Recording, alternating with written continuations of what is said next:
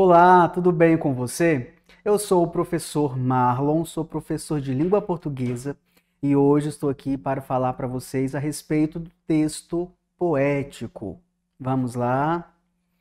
Bem, antes de nós adentrarmos a esse conteúdo, é importante pensarmos um pouquinho a respeito de o que é texto. Nós podemos nos comunicar por meio das palavras, por meio de expressões faciais, por meio de qualquer símbolo comunicativo, desde que a nossa intenção seja estabelecer comunicação com outras pessoas. Agora, quando falamos a respeito de comunicação escrita, eu falo a respeito da comunicação por meio de textos, que é a união de palavras formando frases. E aí nós temos textos em prosa e textos em verso. O texto em prosa é aquele geralmente dividido em parágrafos. Esse texto apresenta sempre uma nova frase seguida de outra. Como exemplo, temos as frases, fábulas, piadas e cartas. Já o texto em verso é aquele que costuma apresentar métrica, ritmo, rima. E por possuir essas características, essa forma de escrever é associada a poemas, músicas, a literatura de cordel, por exemplo.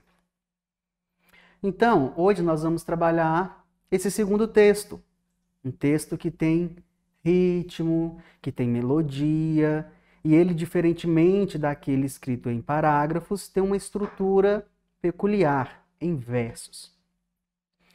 Também é importante nós lembrarmos que o texto ele possui uma voz própria.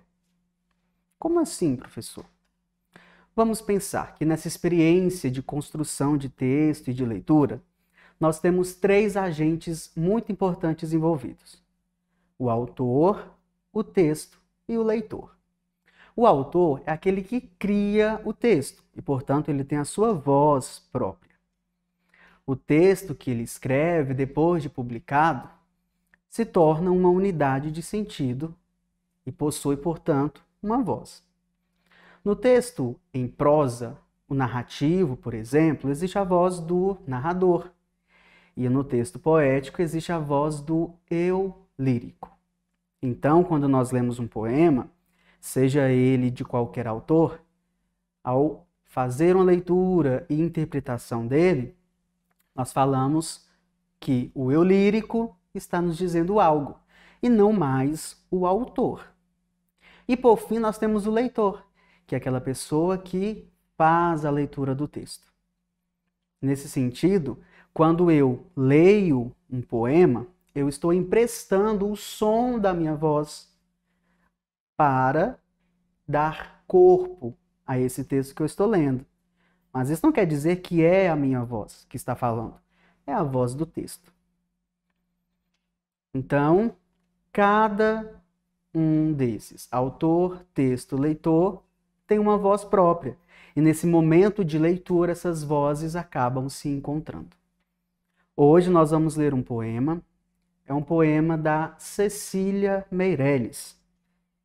E o título dele é Leilão de Jardim. Quero que você me acompanhe nessa leitura. Vamos lá. Quem me compra um jardim com flores? Borboletas de muitas cores, lavadeiras e passarinhos, ovos verdes e azuis nos ninhos. Quem me compra este caracol? Quem me compra um raio de sol? Um lagarto entre o muro e a era? Uma estátua de primavera? Quem me compra este formigueiro? E este sapo, que é jardineiro? E a cigarra e sua canção? E um grilinho dentro do chão? Este é o meu leilão. Veja que poema agradável. Nós temos aqui o eu lírico fazendo um leilão. Um leilão busca apresentar coisas a serem vendidas e as pessoas estão ali para dar lances. e compra aquele objeto que está sendo leiloado aquela pessoa que der um lance maior. Só que, aqui nesse poema, o eu lírico ele está vendendo coisas muito peculiares, como, por exemplo, um passarinho, um formigueiro, um raio de sol. Será que tudo isso é vendido? Um raio de sol? Então vamos refletir. O poema deixa claro que a natureza e seus elementos não podem ser negociados.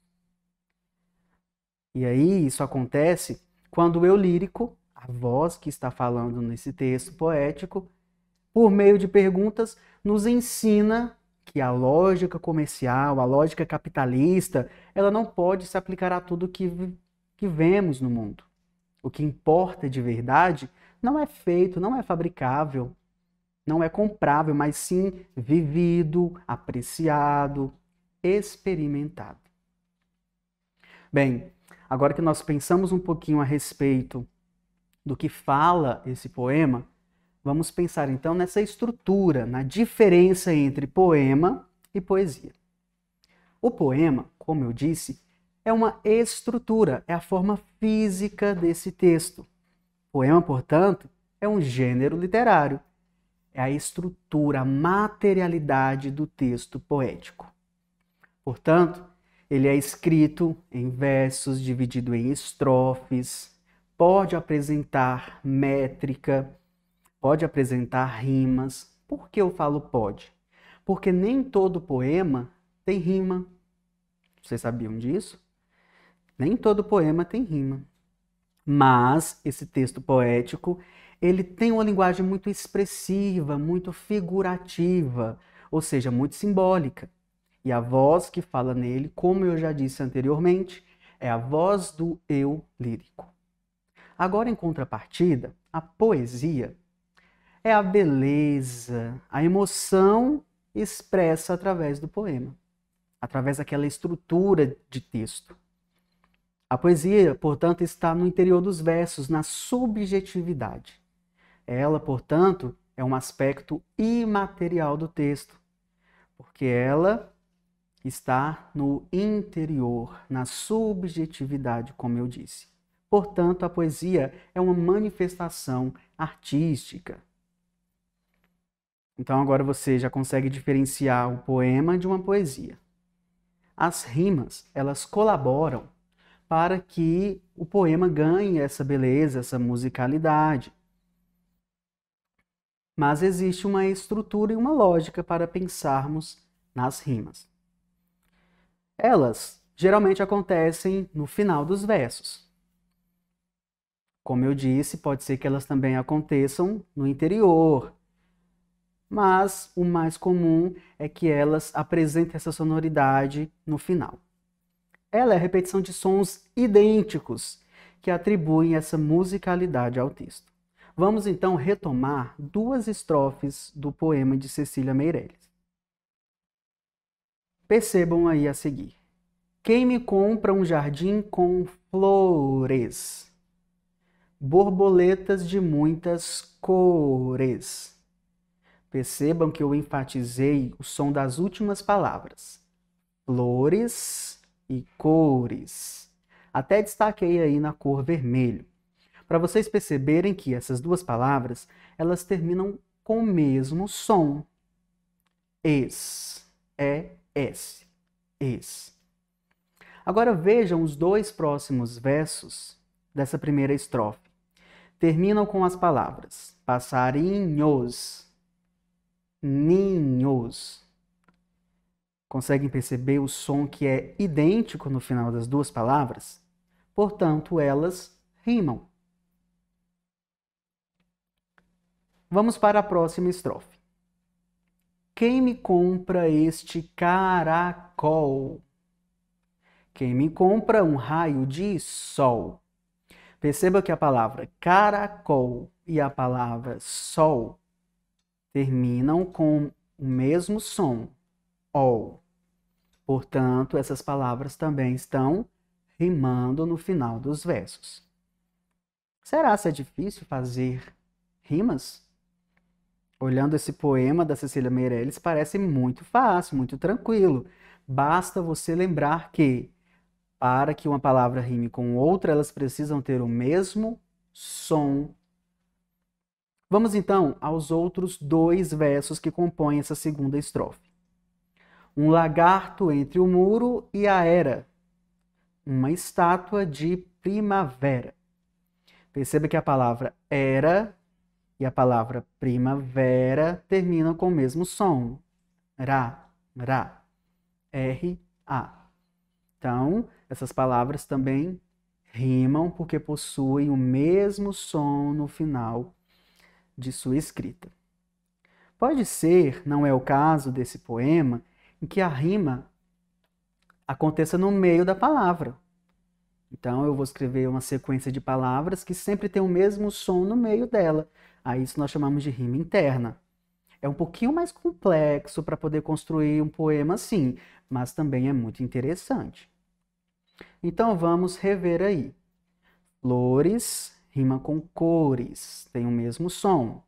Passarinhos rima com ninhos. Caracol rima com sol. Era rima com primavera. Percebam a musicalidade. Era, primavera, caracol, sol. Mas muita atenção. Para rimar, o importante é que o som seja o mesmo na construção das rimas, independente da ortografia, independente da forma em que a palavra é escrita. Observem os exemplos a seguir. A palavra céu rima com a palavra réu. Mas veja que mel também tem o mesmo som que céu, só que tem uma ortografia diferente. Termina com E-L. O mesmo acontece em nós e vós. Então, vós termina com Z, nós com S. Mal com L, mal com U. Tem o mesmo som, mas ortografias diferentes. Então, vamos revisar o que nós vimos hoje. Falamos sobre texto poético. O texto pode ser escrito em forma de prosa ou verso. A voz que fala no texto é a voz do eu lírico, isso no caso do texto poético.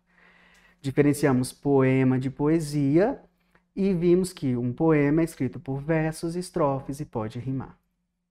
Quer estudar mais a respeito do texto poético e de tantos outros textos? Acesse o portal Conexão Escola e fique por dentro. Um grande abraço e até a próxima aula.